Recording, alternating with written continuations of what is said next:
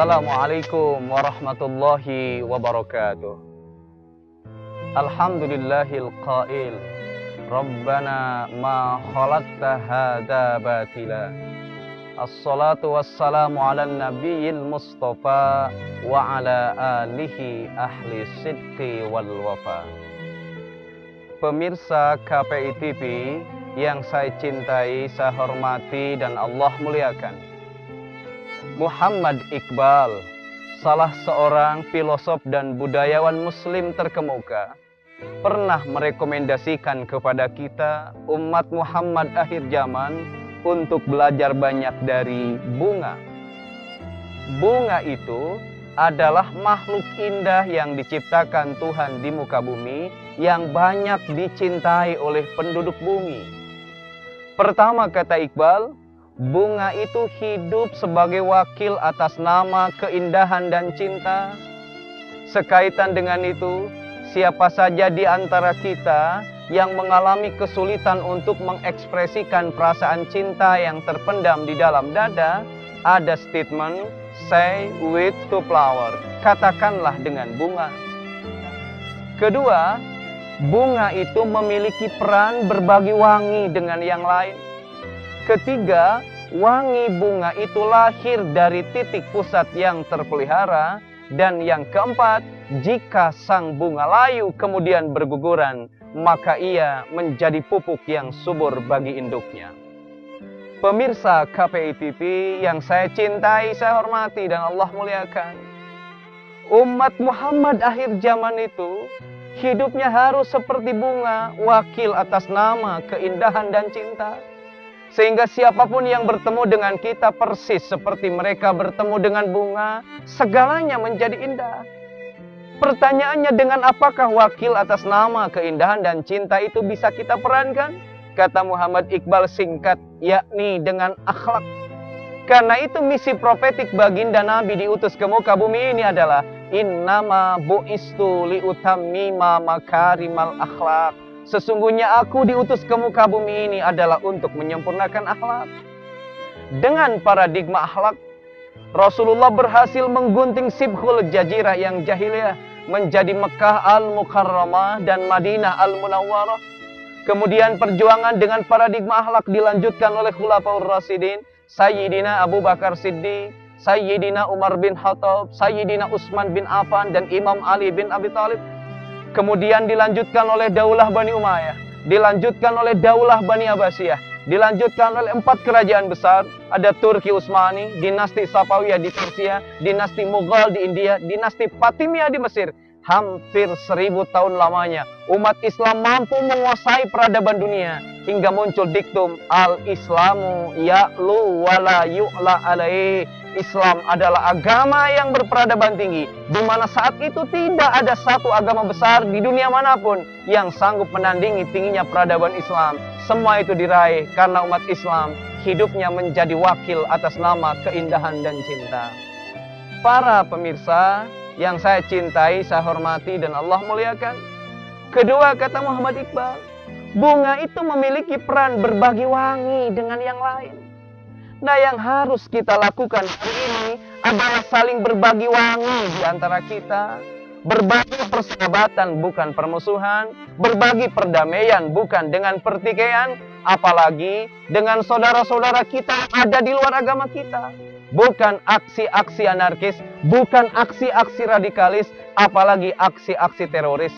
Ingat, Rasulullah pernah bersabda, khairun nas anfa'uhum linnas. Sebaik-baiknya manusia adalah mereka yang manfaat bagi sesamanya. Seolah melalui hadis itu, kata Iqbal, Rasul ingin mengatakan kepada kita, sebaik-baiknya umatku adalah mereka yang berbagi wangi dengan sesamanya. Pemirsa KPI TV yang saya cintai, saya hormati dan Allah muliakan, satu hal dalam berbagi, kata Iqbal, Bunga itu ketika dia ngasih wangi tidak pernah menuntut balas atas wangi yang ia berikan. Karena itu kata kawan-kawan yang berpikiran jernih, barang siapa belajar memberi tanpa ingin diberi, barang siapa yang belajar mencintai tanpa ingin dicintai balik, mereka yang belajar menghormati tanpa ingin dihormati balik, maka tangan-tangan kehidupan akan bergegas menjemput dia untuk merayakan apa yang disebut dengan unexpected harvesting, yakni panen dari arah yang tidak diduga-duga. Dalam bahasa agama disebutkan, barang siapa di antara kita belajar memberi tanpa ingin diberi, belajar mencintai tanpa ingin dicintai balik, maka dia akan mendapatkan wa yarzuqhu min haitsu la yahtasib. Kalau demikian adanya, maka setiap hari, kata Iqbal, akan seindah hari raya bagi kita semua. Pemirsa KPI TV yang saya cintai, saya hormati, dan Allah muliakan. 3. Wangi bunga itu lahir dari titik pusat yang terpelihara. Filosofinya adalah, kalau hidup kita mendamba menjadi wakil atas nama keindahan dan cinta, kemudian kita bisa berbagi wangi dengan sesama, rumusnya adalah perbaikilah titik pusat kita. Apa titik pusat kita? Pertama, akal yang hidup dengan tafakur. Yang kedua, hati yang hidup dengan tadzakur. Sekaitan dengan itu, Rasulullah merekomendasikan kepada kita, sejatinya setiap kita hati-hati dan waspada akan hal yang bisa membuat akal dan hati kita mati. Pertama, kata Rasulullah, adalah berbuat dosa setelah berbuat dosa. Misalnya pagi-pagi kita berbuat dosa, siang disusul berbuat dosa yang lain. Hati-hati, itu bisa membuat akal dan hati kita mati. 2, adalah banyak berkencan dengan syahwat.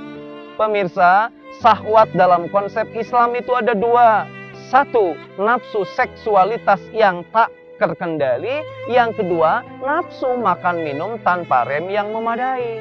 Jadi, kalau kita terlalu banyak mengumbar nafsu seksualitas kita, mengumbar nafsu makan minum kita, hati-hati, itu bisa membuat akal dan hati kita mati. 3, yang bisa membuat akal dan hati kita mati, kata Rasulullah, adalah kita banyak berdebat dengan orang-orang bodoh. Pemirsa, jangan sekali-kali kita banyak berdebat dengan orang bodoh, kata Rasulullah. Kenapa? Sebab bukan kebenaran yang akan kita hasilkan, tetapi kasratul kalam bi ghairi dzikrillah, yakni banyak omong yang tidak ada unsur dzikirnya kepada Allah. Kalau kita banyak sekali ngomong yang tidak ada unsur dzikirnya kepada Allah, khasiyatul lil qalb, itu bisa membuat akal dan hati kita mati. Kemudian yang keempat, yang bisa membuat titik pusat kita mati, adalah kita banyak bergaul dengan mayat. Seorang sahabat kaget, apa yang dimaksud jangan bergaul dengan mayat? Yakni pertama, kita banyak bergaul dengan orang kaya yang tidak cinta dan respek terhadap agama. Pemirsa, kalau kita banyak bergaul dengan orang kaya yang tidak cinta pada agama, hati-hati, itu bisa membuat akal dan hati kita mati. Yang kedua, mayat hidup, kata Rasulullah, adalah para pejabat yang zalim terhadap rakyatnya. Kalau kita banyak bergaul dengan pejabat yang lalim dan zalim terhadap rakyatnya, hati-hati, akal kita bisa mati, hati kita juga bisa mati. Pemirsa KPI TV yang saya cintai, saya hormati, dan Allah muliakan, kalau kita sudah bisa merawat akal dan hati kita sehingga tetap hidup, maka dijamin, pertama, hidup kita akan menjadi wakil atas nama keindahan dan cinta. Kedua, kita bisa berbagi wangi dengan sesama. Ketiga, kita kalau mati sekalipun, maka kematian kita akan menjadi pupuk yang subur bagi induknya, yakni Islam, agama kita. Kematian Rasulullah tidak lantas membuat Islam mati. Kemudian kematian para khulafaur rasyidin juga lantas tidak membuat Islam mati.